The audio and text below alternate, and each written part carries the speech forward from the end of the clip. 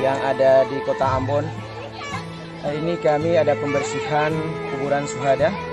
Kami melihat rumput-rumput yang ada di kuburan ini luar biasa, sudah ketinggian melewati kubur.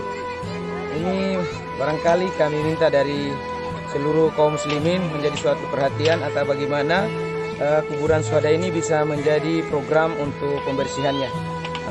Saya himbau kepada seluruh jamaah kaum muslimin agar ada perhatian semua yang ada di kuburan syuhada ini supaya jangan dibuang sampah sembarangan yang ada di kuburan atau rumput-rumputnya sampai ketinggian seperti ini. Barangkali itu saja. Saya ucapkan terima kasih. Wabillahi taufiq wal hidayah. Assalamualaikum warahmatullahi wabarakatuh.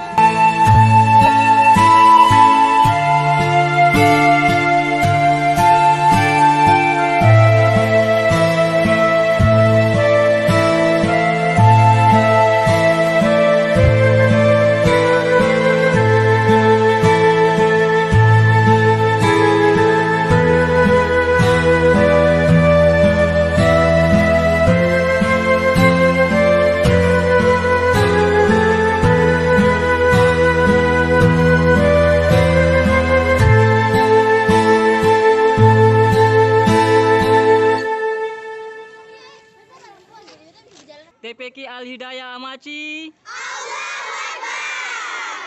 TPQ